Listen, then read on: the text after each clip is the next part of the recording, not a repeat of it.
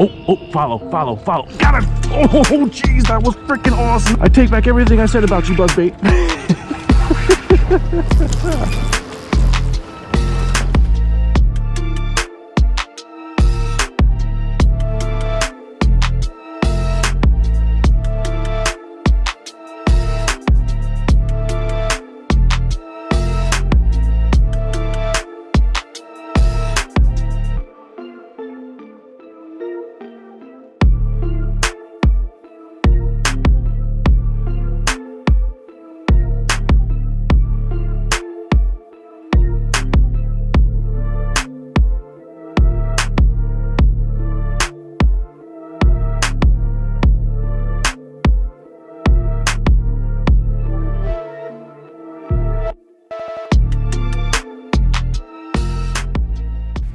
Hey folks, sorry it's been a week or two since I posted, but I really had to take some time for my family.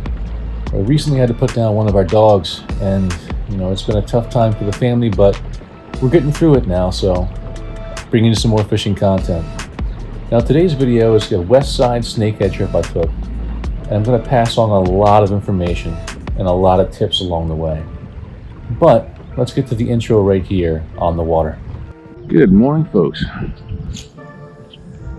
It's been a bit of a rough week. If you follow me on my Facebook personal page, you know what I'm talking about. But moving on from that, at least for right now, I'm doing some snakehead fishing on my home waters. My home waters are on the western side of the Chesapeake. I don't know them very well. It's like I know a few spots that snakehead tend to hang around here. I mean, I've been out here probably once before in a serious way. I've gotten short strikes, I've even caught a few. But I'm really trying to bump those numbers up, man. So I certainly haven't had a stellar day out here yet. So I don't know exactly what they're going to be liking yet. That's a code I'm going to have to crack. I'm up for the challenge though. And now I'm going to start slinging with my brand new custom rod from Katie Lynn. I'm telling you, this thing is beautiful. Oh, I can't wait to use this rod. It's got these award-winning microwave guides on it. So I'm going to be casting a country mile with it. Oh, I just can't wait. Oh, I can't wait to put some bend in this line. Oh, that's actually too far. I put too much into it. Still got to get used to the guides. But now it's going to be the game of trying to find them, folks. And seeing what they want. I mean, I literally, like I said before, don't know this water that well. But anyway, folks, I'm going to get to it, and hopefully I'll have some action for you in a few minutes.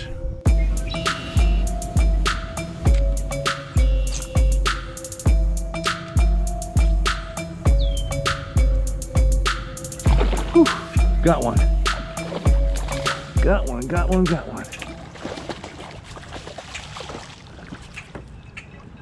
On the old Swimbait. Ha ha ha. All right, folks.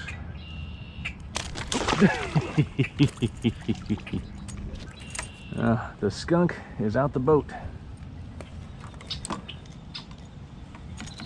And if you open up, we can get this over faster. I'm just saying. There we go. Now, she's not a big one. But she gets the skunk out of the boat. And she's a nice little Westside specimen. What's you got going on with your lip here, buddy? She's been caught recently, as I can see the wound healing from well, she was hooked recently. I won't say that she was necessarily released, but she was definitely hooked recently. And I'll show you exactly what she smacked in 1 second, because she bit it almost right at the boat. There you go, buddy. Get a little bigger for me. Oh, she wrecked my bait. She wrecked it. Dang it. Folks, when you're on the water in a kayak, it is really tough to beat one of these Plano roll-up tackle bags. They hold so much gear, it's so easily accessible. Definitely check it out. Alright folks, so what she hit is a little, I think it's about 3.5 inch spark shad. That's one of my favorite lures, there's no two ways about it. Now they have them, they come in a 5-inch variety, 4-inch, and either 3-inch or 3-inch change. But I'm putting this on about what I think is a 4/0. It's a little big for it, honestly. But about a 4/0 Berkeley Fusion swim bait hook. And I'm telling you, she hit it, I mean, just like right at the boat. Right at the freaking boat, she hit it. Now, I've pulled buzzbaits over this area. I threw my mouse in this area. No takers. Thus far, it looks like, and that's one fish, you know. One fish does not a pattern make, but I didn't get any follows, any swirls, nothing on my topwaters yet. So it may be the case today that Swimbait is king. Oh, follow. Got it! Oh, jeez! Oh, jeez, that was freaking awesome. That's a nice one, too. I take back everything I said about you, buzzbait. Oh, God, was that sweet or what? And I had the camera on. Come here, net. Oh, it's a nice one. Oh, wow. God, was that awesome. Whew. Boy, that was awesome. Now, this is on a custom buzzbait by my buddy Jamie Simmering. So I can't give you a link to this one. He doesn't sell them, he just makes them for his buddy. So thanks, Jamie. But there are some great ones out there. Check out the buzzbaits. I'm going to demo these for you soon. Check out the buzzbaits over at SS Custom Baits. Another great model of lure to try. Oh, I know, you little monster. I know. God, that was an... Oh, God. Got this all the wig, the follow, the strike, and she jumped out of the water when she... Oh. Oh, you made my day, buddy. You made my day. Now, she may have some old wounds as well from some hook action. Oh, she is tightly. She is a fighter, boy. Gotcha. Okay, she's on the grips. Ooh, she is prego. Ooh, she's prego. So you're a mean girl, huh? It's all right, I like that. My hemostats aren't going to be up to getting this hook out. I can tell by looking at it. There we go. Buzzbait out. And I'm going to show you this snake is snake. There she is. I'm going to guess and say 23. A thick one too. Look at this belly. Look at that belly. Oh, I left my bump board. But I'd estimate and say she's probably, yeah, about 22, 23.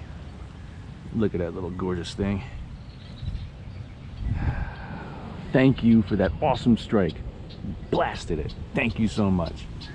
All right, you little beauty. I love you, little suckers. There you go now.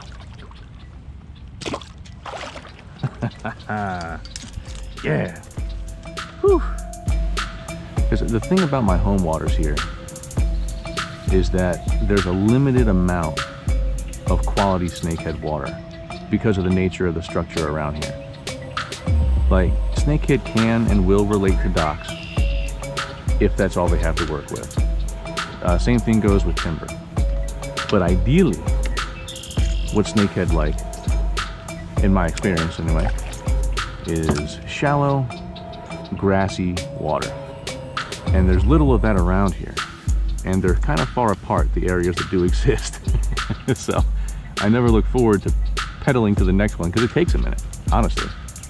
It takes a minute to get over that. So every fish spooked, or every fish that's missed, it hurts that much more because, for instance, on the eastern shore waters that I fish, it's like I can cast in a 300... Oh, he just went for it. Shoot. I think he just went for it and missed it. I think I just spooked him. Again. Son of a bee. But like I was saying, on the eastern shore and a lot of the waters I fish, you can cast 360 degrees in any direction and it's all snakehead water around you. Like all of it. It's just different, man. It's just different. So here I really like to take my time, keep my patience about me, and get each one that I have a shot at, man. It's crucial. Now folks, if this camera here picks it up, what you can see here is that I'm starting to encounter a different kind of grass. And that grass is extending fairly well out into open water. And I'm seeing a lot of action out here. A lot of feeding action. Now, the buzzbait is a great lure, but since it has exposed hooks, it's not great for fishing this kind of grass. What's going to happen far too often is that the open hooks on this buzzbait are going to get caught by that stuff. And as soon as you have some of that grass on your buzzbait, well, A, you'll be lucky if the blade works anymore. You can't spin with that grass in the way. And B, if you do foul it, it's going to hurt really bad if a fish follows it after that doesn't take, you know what I'm saying? So, some great lures to use instead when you encounter situations like this are the Stanley Top Toad or in your standard ribbit frog. But to rig it up on a Berkeley Fusion hook, you thread that rivet onto the actual corkscrew, then line it up, see when your hook should be puncturing through, hit roughly that spot, that'll bring it through the top. Now on a rivet, there's a slot in there for your hook to sit, so it's more weedless, but even so, I will tuck it back in to the rubber just so slightly to give it that extra weedless capacity. I'm just going to use a Palomar knot to tie it on, and then of course lubricate it. Now we're ready to fish. So I'm going to try white first, but if I don't get anything, you'll see me switching pretty quickly. So I have a lot of faith in my watermelon type colors. Having faith in your lures is a big deal, man, because you just fish so differently. When you have high confidence in a lure, you'll make casts you normally wouldn't make. I mean, you're much more precise with what you're actually trying to cast to. Your head's in the game, and that's what's really important. Got him! Got him! Yes! Oh, yeah. Oh, I got the watcher. You see this log right in front of me over here? I pulled my rivet across there twice. Nothing. No movement, nothing. I'm like, you know what? Let me give the mouse a shot. You know, sometimes that slow presentation can make all the difference. And, well, here's the proof. Not that this is in any way a big snakehead at all. Oh. Oh, I love you rascals. I love you so much. Yeah, not that it's anyway a big snakehead. Oh, she is shaking. She is shaking. Here, let me get her off of here. All right, little fella. Oh, but it just shows you the value sometimes of slowing it down. I see a lot of people out there who like to burn in snakehead lures of various kinds.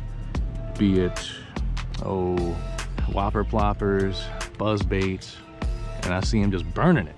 I'm here to tell you, folks, at least in my neck of the woods, I've heard that the snakehead up towards Jersey and PA will follow moving baits and fast baits a lot better. But down here in Maryland, I tend to have a lot better luck with slow presentations than I do with fast ones. All right, let's keep the party going. Well, folks, unfortunately, I couldn't keep the party going for snakehead, but I did find some perch. I always take an ultralight with me because I'm a multi-species guy, and you never know what bite's going to happen. And for instance, today the sun came out and the tide came in and pushed those snakehead way up into cover. So I spent some time catching some more perch on the day, but I hope this video has helped you with some tips for snakehead fishing. If you're new here, please like, share, and subscribe. Good luck on the water, folks, and have a good one.